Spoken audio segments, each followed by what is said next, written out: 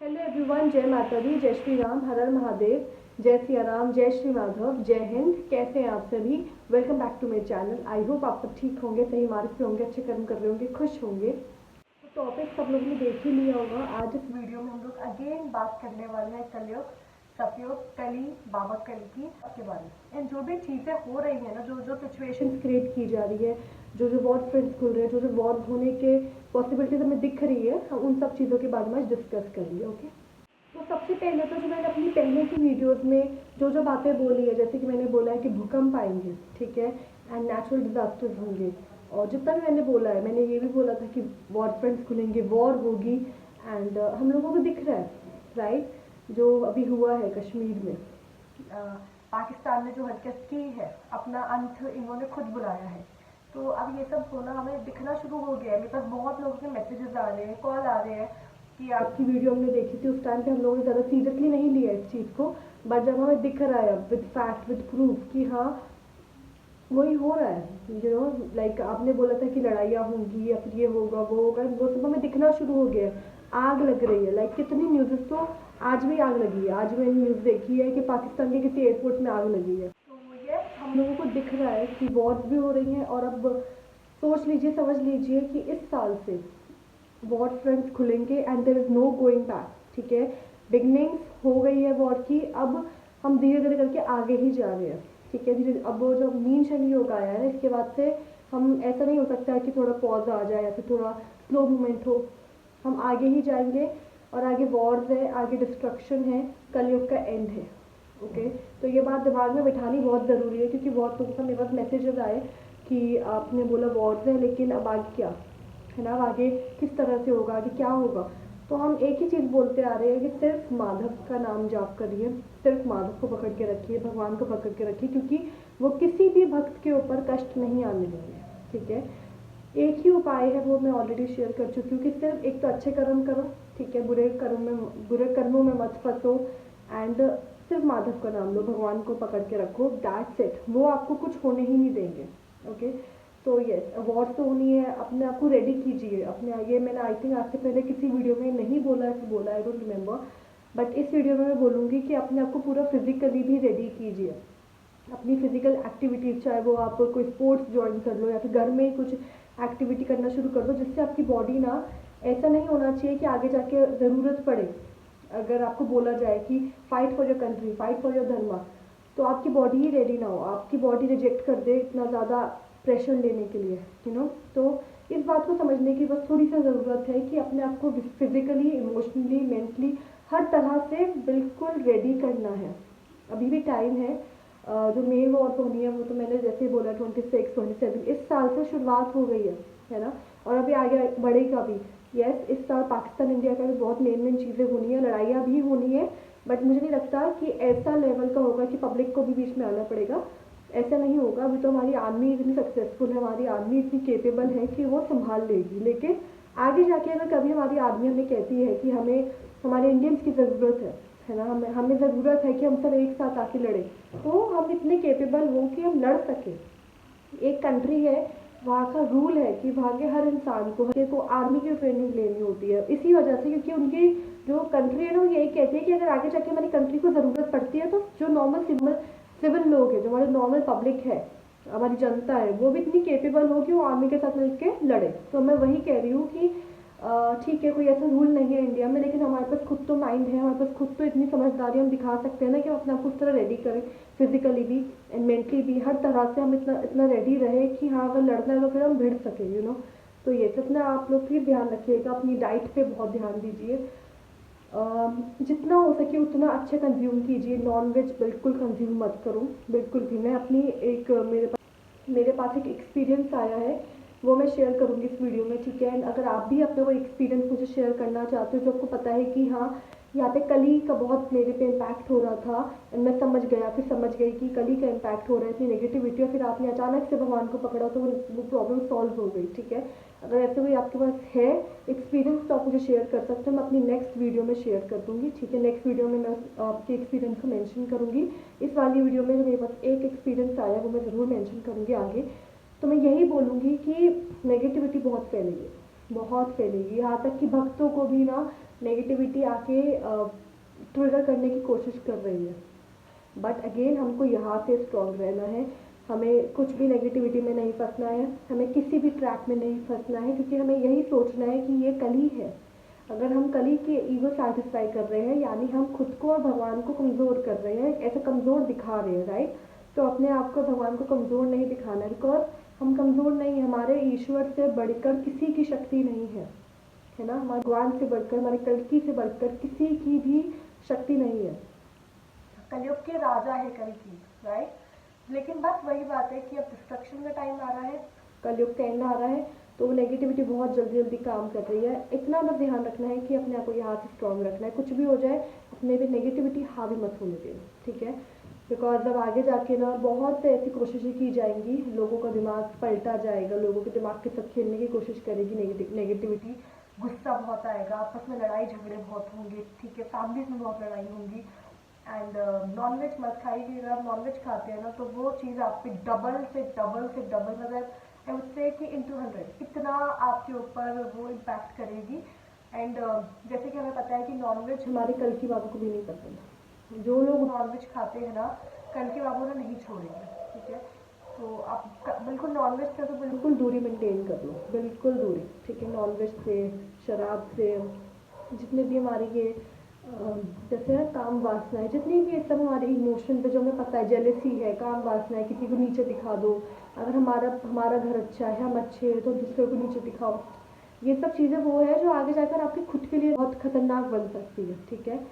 तो भक्त है उनके लिए स्पेशली ये मैसेज मैं देना चाहूँगी, क्योंकि हमें मीटिंग में हमारी हुई तो हमें बताया गया कि भक्त जो है ना वो कह रहे हैं कि अब बहुत हो रहा है, अब पेशेंस नहीं रखी जा रही, हम तो इतना भगवान का नाम लेते हैं, भगवान हमारे के साथ ही ऐसा कर रहे हैं। अंडरस्टैंड कि भगवान क्यों कर रहे हैं, भगवान कलयुग में ही सब कर्मा जो है वो काटते जा रहे हैं, क्योंकि आपको जैसे कि पता है कि हर कोई जा ही नहीं रहा सतयुग में।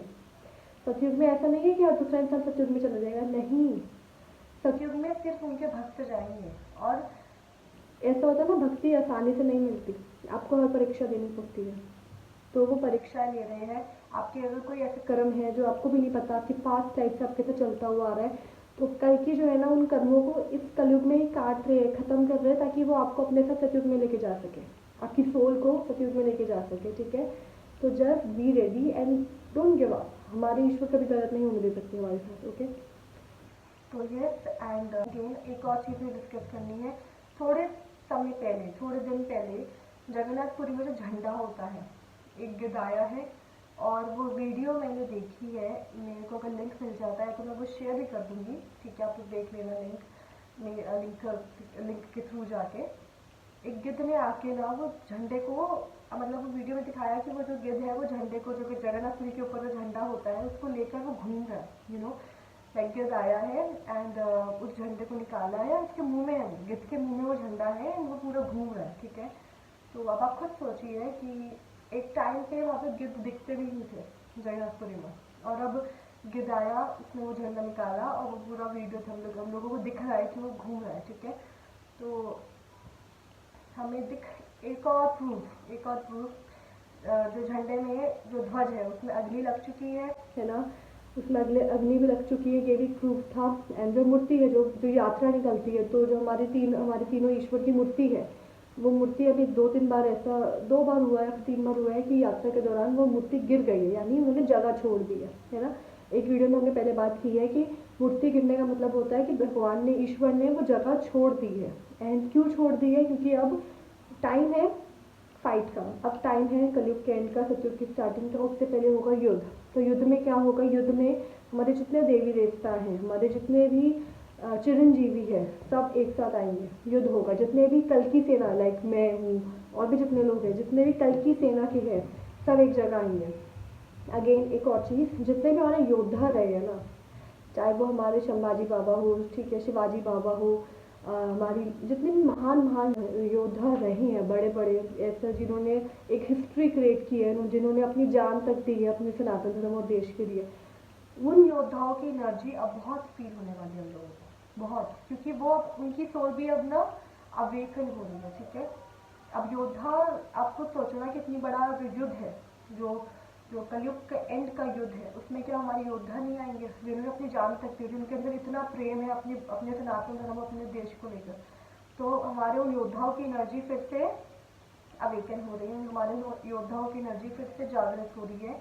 यही रीज़न है कि बहुत लोगों से मेरी बात हुई है कि वो लोग कहते हैं कि हमें ना हमारे योद्धाओं के बारे में जानने का मन करने लग गया है। जैसे हमारे एक अभी मूवी आई छावा, बहुत अच्छी मूवी थी, वो मूवी बनी, अभी तक क्यों नहीं बनी, इतना साल हो गए, इस बार अभी क्यों बनी है, यही टाइम क्यों चुना गया, क्यों, क्योंकि डिवाइन टाइमिंग पे सब कुछ होता है। यही टाइम परफेक्ट था उस मूवी को बनने के लिए, यही टाइम परफेक्ट था उस मूवी को लोगों तक पहुंचने के लिए, क्योंकि युद्ध तो अब हो रहा है ना, युद्ध पहले थोड़ी ना हुआ, युद्ध तो अब होगा। तो युद्ध से पहले ये सब चीज़ें जो होती है ना, हम लोगों को यहाँ से चलना पड़ेगा, तभी हम समझ पाएंगे, हम सब लिंक कर पाएंगे चीज़ें, ठीक है। तो यस, ये चीज़ समझने की ज़रूरत है।